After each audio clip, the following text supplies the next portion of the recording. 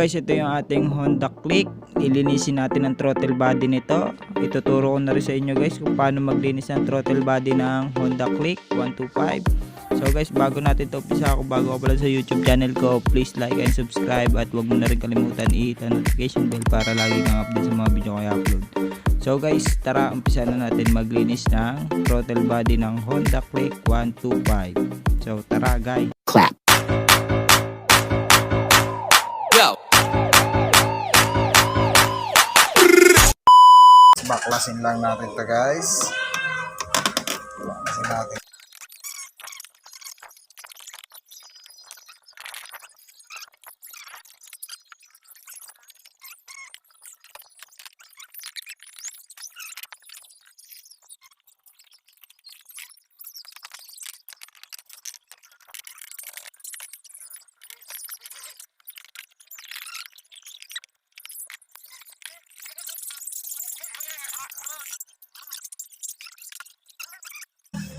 Ayan guys, tanggalin lang natin to.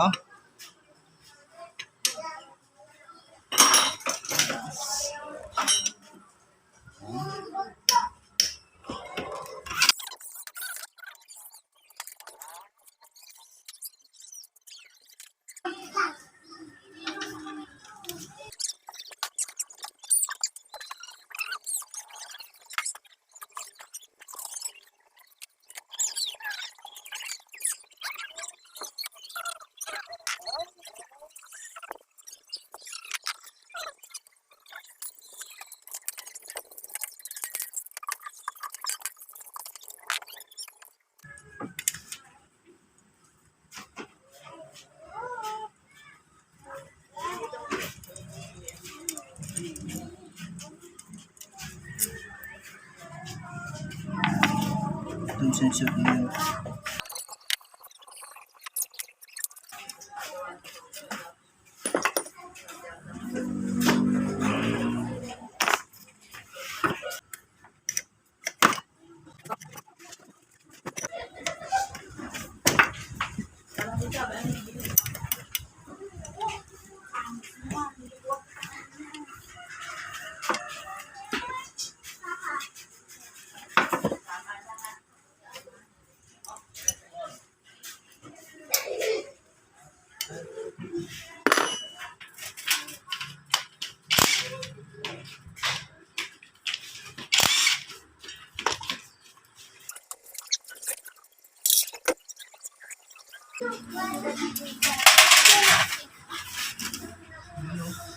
Madumi na.